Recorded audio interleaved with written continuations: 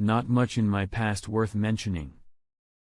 An average man with average desires, a loving wife, a good job, children. My lovely wife, Helen, had similar interests.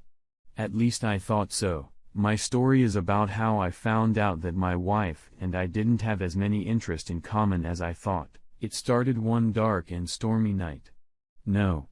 It didn't. It's just the way I've always wanted to start a story. It started one night when I came home from work. My wife, Helen, was sitting on the couch in the living room watching TV. She turned it off when I walked in. I sniffed around and didn't smell any food. "What's the matter? Do you want to go out tonight? Did you ask Kelsey? Kelsey's at your mom's right now. I wanted to talk to you without interrupting." There was a sexy note in her voice, and I thought I was about to get lucky. Helen continued. "I know I shouldn't talk about role-playing, but I just want you to know how much I enjoy it. I want us to take what we do on Wednesdays into our bedroom on a regular basis. What do you say, cowboy?" I didn't know what to say except what's with the role-playing. "Oh, I know you want to pretend you're keeping it a secret to heighten the excitement, but you've spoiled me. I want more than once a week for our special lovemaking. I'm overcome with a feeling of intense fear. Helen, I don't know anything about Wednesday night role-playing. Please explain to me what you're talking about." Helen was starting to look shocked too. "You know, Wednesdays at the Marcus Inn and Suites, doesn't that mean anything to you?" I shook my head negatively.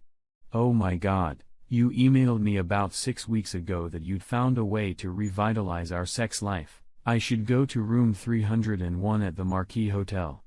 I had to undress, put on the mask lying on the night table and lie naked on the bed.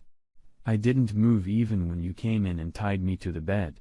After you made love to me, you would untie me and leave. I wasn't supposed to take off my mask until you left. We were supposed to pretend we were having an affair and keep secrets from each other.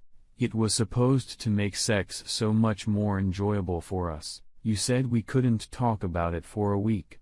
I couldn't believe how wonderful it was. We were having sex differently than we ever had before. Okay. Please tell me it was you." Tears came to her eyes. "I'm so sorry, Helen. I've never been to the Marquis with you or anyone else. Are you telling me that I've had sex with someone other than my husband 6 times? She ran to the bathroom and threw up. After cleaning herself up, she went back into the living room where I sat in complete shock. "Cal, you have to forgive me. Honestly, I thought it was you. I was so happy. Now I feel like an idiot. Someone tricked me. Hell, that's why he never talked to me in the room. He wanted me to keep thinking it was you. Oh, Cal, please tell me you forgive me. I don't know what to say. It just seems so strange. How could someone do this to us and why? How could you be with him 6 times and not realize it wasn't me? I thought it was you. You did things differently, but that was part of the role play. Doing something different, sexier, more dodgy than before. I think he's just hotter than you. Well, maybe you need to find out who this guy is, who is so much better in bed than me so you can be his wife." I was getting angry. "You don't have to treat me like that. I wanna find this guy. I wanna cut his balls off for raping me. Do you realize he basically raped me?" I've calmed down. "I'm sorry, Helen. I didn't see it from your point of view enough. Let's try to look at it logically if we can. Who would want to do something like this for us? It would have to be someone who really hates me, you, or both of us, or it could be someone who was secretly in love with you and figured out a way to have sex without convincing you to cheat on your husband." Helen's whole body trembled. I get goosebumps at the thought that there might be someone out there somewhere who thinks about having sex with me every night. "You mean besides me?" Of course, my attempt to lighten the mood turned into a major disaster. "Asshole, you weren't raped. I'm sorry." "Okay. Where did the letter come from? Too bad I don't save emails." I mean, whoever sent them told me to delete the messages. They were emailed from your office. So it must be someone who has access to my computer. I usually leave it on when I leave my desk for only a short time. Trouble is it gives us dozens of opportunities. Does he keep emailing you? Yes, he usually confirms our meeting before each time, hinting at what I can expect. He said he wanted the anticipation to make me melt. I had to delete that email and not respond. Now I understand why. Really?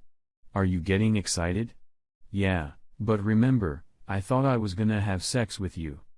Damn it, California. In my mind, I wasn't enjoying sex with another man. I was enjoying sex with you. Did he email you about the upcoming meeting on Wednesday? No. Not yet. I'll email him. I guess you don't have to email him. He gave me a phone number to leave a message if I ever had to cancel. I had to leave a message on it once. Okay. Don't do anything for now. Let me know when he texts again. There was no sex at the Turner house that night or the next. I didn't dare dip my wick where someone else had just been. Helen said she was afraid she would start imagining sex she had with another guy, which would make her feel like she was cheating on me, thus ruining the moment. We both agreed that we needed to get tested for STDs. On Monday, Helen received an email from a mystery lover.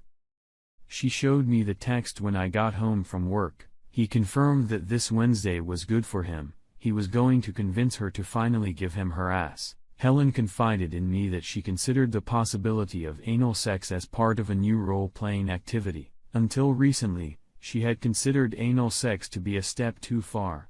I told her to call him and leave a message that he could have what he wanted. I wanted to make sure he would show up. Tuesday afternoon, I went to the Marquis and talked to the desk clerk.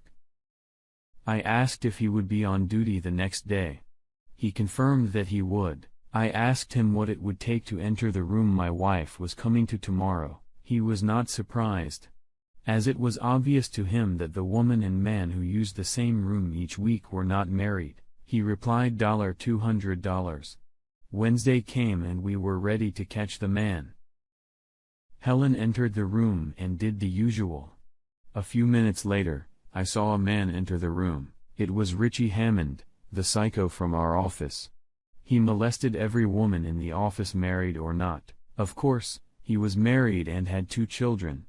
Betraying his family apparently wasn't considered an obstacle to him. He looked at the picture of my wife on my desk and mentioned several times how lucky I was to have such a sexy wife. I always wanted to spray Lysol after every time he appeared in my office. I went to the desk clerk to get a copy of my room key. He wouldn't let me take it. Man, I'm afraid I'm gonna lose my job. The boss pounced on all the porters not to let anyone in except the one who was paying. Afternoon pleasures is a big part of our business. I'm sorry, man. I was out of my mind. I thought about what might be going on in the room. Helen was expected to be on her usual behavior, and I would barge in before anything could happen. I became frantic. If you don't give me the key, I'll kick down the door and call the police. Do you think your boss wants to deal with that? I had the key, but it was a few minutes after I was supposed to enter the room. When I walked in, Richie was standing behind me and had my wife. I grabbed him by the hair and pulled him away. Helen seemed disappointed until I untied her and removed the mask. Then she started crying. I told her to get dressed. Richie sat down in one of the chairs. Surprisingly, he looked completely relaxed. Well, at least I got to pat her beautiful ass before you did. I approached him with fire in my eyes. He just pointed to the corner. There was a camera mounted on a tripod. Cal, you don't wanna hurt me. I have videotapes of all the sessions your wife and I have had. Do you really want me to publish them? I think I can get a pretty penny for them from some porn sites. Sure. I can send them to friends and family for free, or we could just leave it at that. I take it once a week. You take it every other day. You son of a bitch. Give me the video, and you'll never see my wife again. Or what? Or I'll be can't think of anything that doesn't humiliate you or brand your wife a whore, can you? I'll kill you. Richie was already laughing.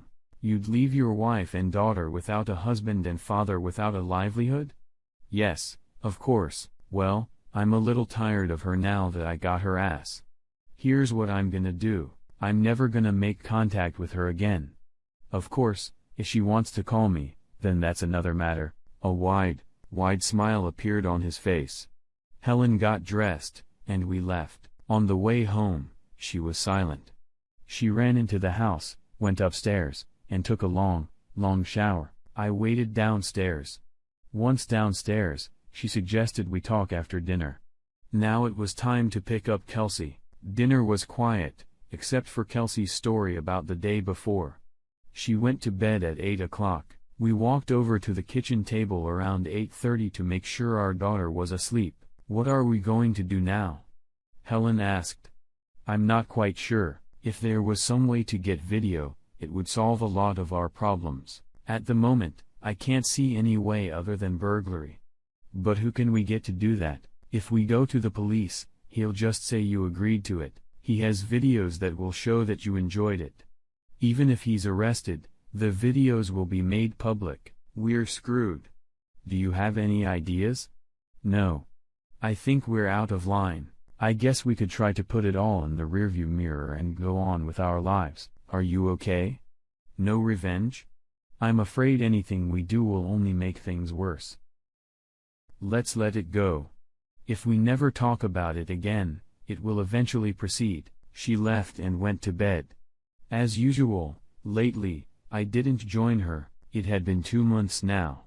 Helen pleasant and did all her usual household and childcare duties. We usually didn't talk about anything in the house, except for things related to Kelsey, appointments, or phone messages. Our sex life was self-maintained. At the office, I tried to avoid Richie. Whenever he cast a glance at me, he had the smirk of a man who'd given me horns. Just another twist of the knife in my back. God, I wanted to wipe that smirk off with my fist. I never stopped thinking about how to get back at him. And I never gave up on my goal. In the midst of one of my revenge dreams, I got a phone call. It was the desk clerk at the Marquee. "What do you want?" "Hey, kid. Don't be mad at me. I got some information that might be useful to you. You interested?" "I have no idea. What could there be that would interest me right now? What about the fact that your wife and that rich guy are up to their old tricks?" I tried to sound nonchalant even though I was seething inside. "I find that hard to believe. She hates him. And why would he go back to the Marcus if he was caught there?" "I'm not at Marcus anymore. I work at the Red Roof on Kingston Road now. When I saw them, I asked the porter I was replacing about them. He said they had been coming regularly for about a month now. Every Wednesday at the same time. If proof is needed, I can get it for, say, $500. Screw you both. You and my wife." I hung up the phone. I wanted to cry, but I was too angry. Richie said he would continue if my wife called him. I remembered her comments about how much he enjoyed having sex with him. We'd never gone so long without sex before. And Helen didn't seem to feel left out, probably because it wasn't happening. The only thing I could do was leave. I grabbed the things I usually took with me on a 3-day business trip. I headed to the nearest motel, which wasn't the Marquee or the Red Roof, and it had a bar. I checked into the Holiday Inn Express and headed to the bar. I didn't drink much, so I asked the bartender for something to offer. He treated me to a cocktail from Long Island. At first, it seemed too weak, but by the second round, my opinion had changed. There was a hell of a late rumble. I was well on my way to drowning in my sorrows when I got a pat on the shoulder. "Can I join you, Cal? I need to cry into my beer too." I saw a tall woman with long, wavy, cold, black hair. She was gorgeous. I said, "Excuse me, do I know you?" "Joan, Richie's wife, at least for now. We met at last year's Christmas party." I looked again. How could I have forgotten such a beautiful woman? Had I really just said that out loud? Joan laughed. "Thank you. I think you meant it as a compliment. How did you? Why are you always this eloquent?" "Let me explain. Today, I found out about Richie's latest escapade with your wife. I paid the desk clerk who called me $500 for proof. I'm done. He's promised several times to stop being promiscuous, but I don't think that's possible. As for meeting you, it was just a coincidence. I wanted to get out of the house and clear my head. My mother has 2 of my children, When I saw you and remembered you from the Christmas party, the look on your face seemed to match what I was feeling, so I walked over. If you'd rather be alone, no. No. Please join me. I'm just so surprised. I think we probably have a lot in common. What do you drink? What do you have? A cocktail from Long Island. God damn it. I love it. I lost my virginity to him. Damn it, order me a double. We spent a few hours talking and drinking. She was easy to talk to and had a great body sense of humor. I was very attracted to that. Finally, she said, well, it's time for us to get revenge or go to bed ourselves. Which do you prefer? As much as I would like to make love to you, I don't think I can do it well enough to make it worthy of a special woman like you. This is the most pleasant disappointment I've ever experienced. Trust me. It wasn't meant to be an insult, and I definitely hate to miss a chance like this. If we were ever to make love, I would want to be at my best. Even then, I'd worry about whether I was good enough for you. Damn it, I haven't even taken out the trash yet. And I feel like I'm falling in love again. I should have known better than to drink doubles.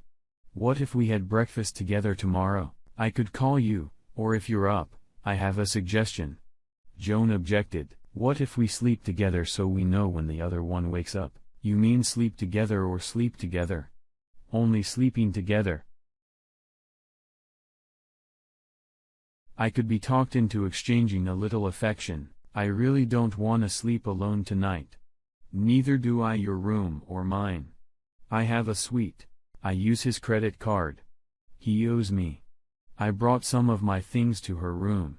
After finishing our nightly bathroom duties, we got into bed. Despite the fact that we were both naked, cuddling, and kissing lightly, we fell asleep after only a few minutes.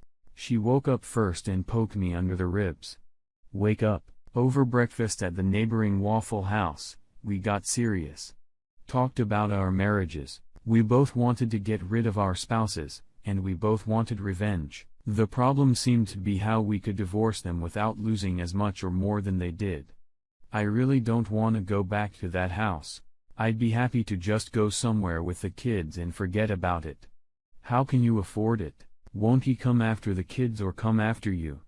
My family has money. When I called them last night, they said they would put $100,000 into my personal account to allow me and the kids to start divorce proceedings elsewhere. Honestly, I would rather just walk away and let him worry about the divorce. Aren't your kids in school? Aren't they going to miss their dad? No.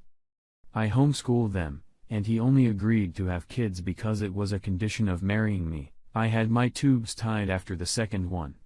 I doubt they will miss him much. I'm pretty sure he won't.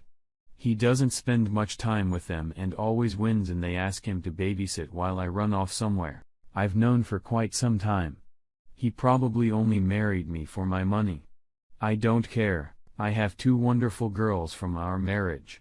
My parents have been slow to give me and my brother money, but they have helped us with the deposit on our house and things like that. They're not particularly fond of Richie. I haven't thought about just leaving. Like you, I don't particularly want to go back to my house. Although both our names are on the mortgage, Helen and Kelsey were never particularly close. Kelsey was an oops baby. I think Helen didn't want to put her career on hold for a few years. Kelsey has always been a daddy's girl, and I think Helen loves her, but I don't think she will take extraordinary action to win her back. She knows I'll take good care of her. You know, the more I think about it, the more I like the idea of just leaving. Joan asked me if it seems like the best option for both of us is to just leave our spouses and not mess around with divorce. The question is, do we do it together? She looked into my eyes and maybe I was wishful thinking, but I thought I saw love in her eyes. We've been together 24 hours. Not exactly love at first sight, but pretty damn close. It doesn't make sense, but, yes, I would go with you if I could take my daughter with me. I can't believe I'm saying this. I've never done anything so impulsive and so important at the same time. I just have one question. Where are we going to go? Will we tell anyone where we're going? Those are the first 2 questions, but we have to ask each other every question we can think of. Here's my tentative plan. I have an Aunt Barbara who has a big cabin on Lake Champlain that she can no longer live in because of her problems. If it were available, it would be perfect. An isolated cabin with plenty of room for the kids and for us. The furnishings are well worthy of a photo from National Geographic magazine. It turned out that the cabin was vacant. I spent the next few days at the hotel. I ignored messages from Helen after I realized she had guessed that I knew about her returning for States with Richie on Wednesdays. I left one message. I need to go away for a while. I went to work and quit. My boss was upset but also understood the reason. He asked if firing Richie would cause any problems in my plans for Helen. My case was not the first. I said fire him. I asked him to wait until I was ready to leave. I wished I had a picture of Richie's face when he was told. But it was too much. I went into our bank and withdrew almost all the money from our joint assets. I used most of the money to pay off the rest of the mortgage. Despite her betrayal, I couldn't bring myself to take all of our money and assets. We both contributed to the household expenses. Having the house would give Helen roughly the same financial results as a 50-50 divorce. If she needed money, she could always sell the house. I gave up my interest in the house to make it easier for her. I then canceled the automatic payment of utilities and insurance. Health insurance will stop with me leaving my job. I changed the life insurance beneficiary to Kelsey. At night, Joan and I talked about what we needed to do to hide effectively, how to least harm our children, and what kind of future we could have together. We continued to avoid sex. There was enough emotion as it was. We didn't need our decision to leave our spouses to be based on sex between us. I don't know which of us was more disappointed. By the third day, we concluded that our escape plan was feasible.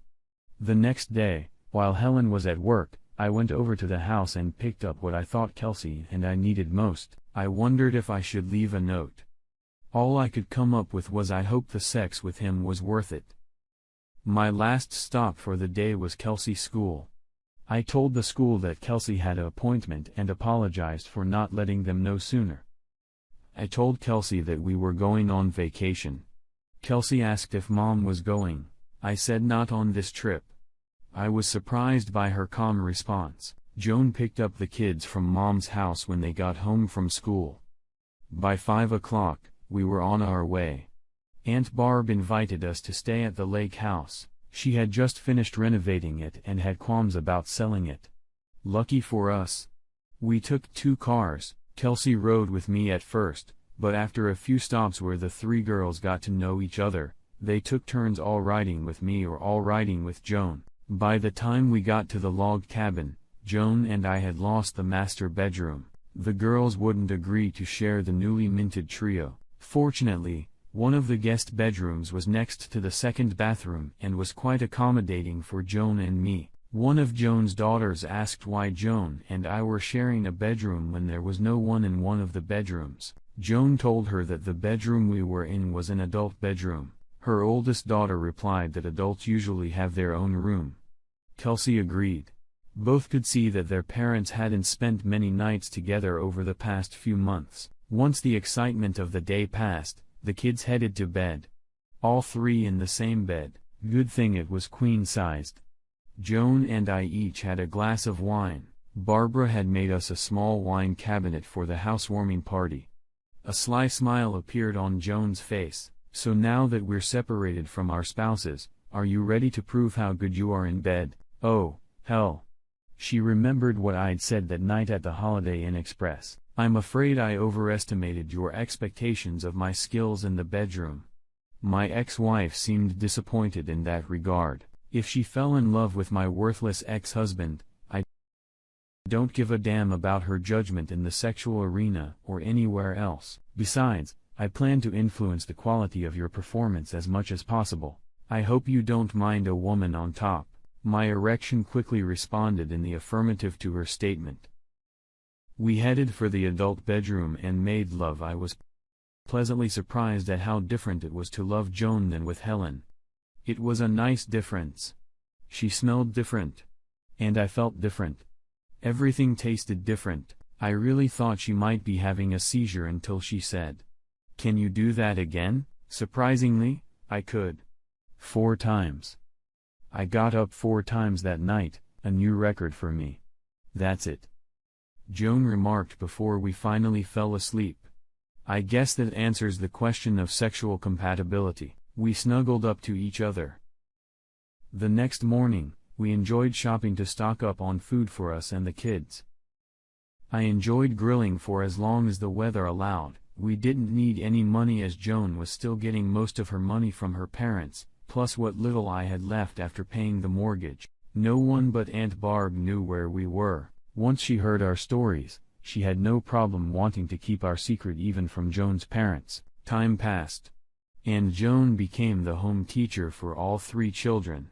I got a job as a handyman. Admittedly, I was learning as I went along. The girls' questions about my wife and her husband, or if they wanted to see them, became less and less frequent each month. Soon, all the girls were calling us mommy and daddy.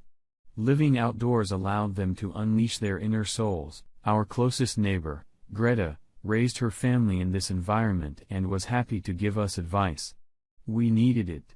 She started out as a friend but gradually became a grandmother to our children. We asked her not to ask the children about their parents as we were both going through a nasty divorce. She agreed from time to time. Joan and I talked about whether to make contact with our former lives. We were afraid that any contact might lead someone to us. Besides Helen and Richie, we worried that the police might accuse us of kidnapping and/or fraud to avoid a legal divorce and distribution of funds. We decided to use the internet as a safer way to communicate. Greta agreed to install the internet in her home if we would teach her how to use it.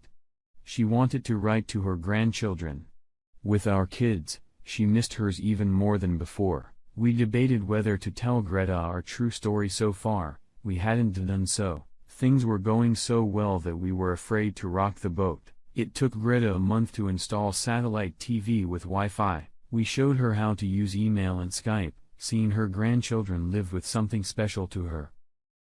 One day when she was taking the girls to the lake, we went online for information. We found an ad for my old house for sale. Helen must have needed the money. A year after we left, Helen and Richie sent out divorce notices based on being abandoned. Aunt Barbara told Joan that her parents sent the annual Christmas report for the year. Joan's mother attached a personal note to Barb's letter because she knew that her daughter and Barb were close. Barb suspected that Joan's mother had guessed where Joan was. The message was a warning to Barbara. Helen didn't give up on finding California. She hired a private detective who visited Joan's parents. The detective knew about Aunt Barbara. She told her to expect someone to be sniffing around soon. She didn't call because she was afraid her calls might be tapped. Joan's mother watched a lot of spy movies. Barbara advised Cal and Joan to hurry up. We didn't have enough money to make a big move unless we were sure we'd get more money soon after the move. Instead of asking Joan's parents for help, I decided to take a chance and wrote to my old boss to find out where to look for a job. He replied that a private investigator had contacted him. My boss told him that he was pissed that I hadn't warned him, and he didn't care where I was. He then asked me if I liked Flagstaff, Arizona. I said I didn't know because I had never been there. He said there was an opening for a branch manager there. He agreed to set up an interview for me and assured me that I would get the job. I asked how he could guarantee that. He said his brother, who had already tried to hire 2 employees at my old office, was hiring. We headed toward Flagstaff. On the way, I was afraid that by becoming an employee, I would leave a trail that a good private investigator could find. I had an idea just before we entered Arizona. We got a hotel room with a double bed and let the girls swim in the pool. Joan did her best to calm my nerves. As promised, my former boss, his brother, mainly wanted to know how soon I could get started.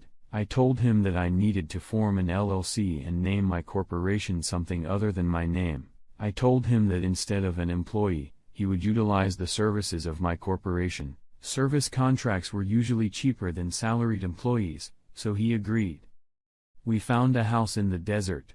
It was very different outside, but the kids adapted quickly. I think they were glad to get away from the cold winter weather possible where we came from. It took a few months for the kids to adjust and a few more before Joan and I felt safe again. That fateful night, Joan and I were turning out the lights about to go to bed when there was a knock on the door. At that hour, with no neighbors nearby, I became suspicious. I took my rifle and loaded it. I cautiously peeked through the peephole and saw that it was Helen. Tons of mixed emotions rushed through my brain. My heart was pounding frantically. My stomach felt queasy. I shouted to Joan that we had guests. I invited Helen in just as Joan entered the room. "I assume this is Helen." I nodded. Helen immediately jumped up. "I suppose the children are already asleep. I waited until you started turning out the lights. I didn't want to disturb them." "Yes, they've been asleep for about half an hour." "Good. God damn. You're just a hard-to-get bastard," she grinned. "Let me put you both at ease right from the start. I'm not here to cause trouble. After you left and Richie lost his job, he moved in with me. It didn't take me long to realize that I traded the Mercedes for a Yugo. Don't get me wrong, I was attracted to him for the sex, and he was good in bed, but a couple that lives together needs more than sex. I gave him a deadline to find a job so he could pay his share of the expenses. He didn't believe me at first, but was convinced when a deputy showed up and told him to get out or be arrested. I heard he found a job in another town. As for my life, I came to my senses with the help of a therapist. Since then, I've been able to support myself emotionally and financially pretty well. Private investigators don't come cheap. After a year, I filed for divorce because by then, I knew I had lost you and Kelsey. As much as I wanted to act differently, I knew I had to move on. By filing a quit-claim deed, I could set the terms of the divorce proceedings. I took what little was left of your stuff. Honestly, I feel like I've moved on. I actually have a man I am dating and have high hopes for. At least I'm sure I won't make the mistake I made with you. If you left Helen's ex, why are you here? Not exactly polite for small talk. Is it? Okay, the reason I'm here is closure. I got really depressed when I had time alone to realize what I'd done, what I had lost. I couldn't live in balance with myself without telling you how sorry I am and that I don't blame you one bit for what you did. I wanted to make sure you didn't think it was your fault. I pray that you don't hate me. I wish I could ask for your forgiveness, but I realize that's asking too much. Anyway, I apologize again. I hope you and Joan and Kelsey are happy. Well, that's it. Now I have closure. What about Kelsey? Were you planning on seeing her? Are you going to get custody? I'm not gonna lie, at first, I was hoping to at least get joint custody. As time went on, I realized that if she was used to her new family, it would do more harm than good for her to see me, much less live with me. As good as she is, I don't think I could handle her on my own without your help. Seeing each other now, we're probably experiencing emotions that will eat us both up for a long time. I wanna know how she's doing. Has she ever asked about me or been interested in me? How was she doing in school? None of the girls asked about you or Richie, but we certainly didn't forbid them to. Replied Joan. We said that you and Richie don't wanna be with us anymore, but want our new family to be happy. So far, they haven't said they wanna come back. That doesn't mean they don't periodically ask how you're doing. I feel pretty comfortable telling you that they have all adjusted well. Kelsey and my girls have become an inseparable trio of cute monsters. I homeschool her along with my girls. She tests 2 grades higher than she would be if she were in public school in most subjects. Helen, I can truly say that I love Kelsey as much as I love my 2 birth children. There were tears in Helen's eyes. Thank you. Have you 2 been married yet? I answered. No, we weren't sure we were divorced. That's what I thought. Well, I have a wedding present for you. It's a copy of each of your divorce certificates, suitable for framing. Her attempt at a joke seemed to be all about keeping from crying. Richie and I shared a divorce attorney. Now you can become a legal family if you want. You will notice that both Richie and I have given full custody of our children to the 2 of you. You should be able to apply to adopt each other's children. After pausing to watch Joan and I cry at the good news, Helen said, I have to go, and headed for the door. I reached out and took her hand. Through copious tears, Helen whispered, "Just let me go. I promise never to bother you again. If you ever need to let me know anything about Kelsey, you have my cell phone number." I let her go, and she left. Joan went and got us each a glass of wine. We needed to calm our nerves somehow. We sat in silence for a while. I looked at Joan, and after a few minutes, I saw her smile. So who's proposing to who? Now I was smiling. After due consideration and deep thought, I decided that the first one to climax tonight would be the one to propose. We both ran to the bedroom. Epilogue. Helen pulled far enough away so she couldn't be seen. She stopped and let out the sob she was holding inside. Helen pondered her situation. Her funds had almost run out when the private investigator claimed success. What little funds she had with her were less than $200. Her plan to meet with Cal had two options. First, Helen could find that Cal was unable to handle Kelsey without her. Joan either wouldn't be with him or their relationship had soured. Cal will forgive her. She can come back into Cal and Kelsey's life and never leave again. Even if they don't get married, it doesn't matter. Her car was loaded with everything she still had, waiting for that option to materialize. The second option was if she found Cal and Kelsey in good health. Maybe he and Joan would marry and even have a child of their own. In that case, she'd say she'd only come to end the affair and give them the divorce decrees as a parting gift. The second option was the most difficult, but she had to make provision for it.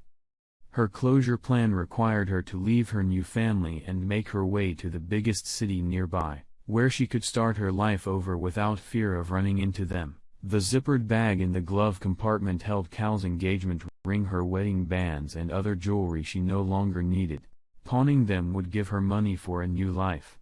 Stop and crying, Helen pulled back onto the road. "Phoenix. I'm coming. Hey. Maybe this is a sign from God. Maybe I can rise from the ashes too."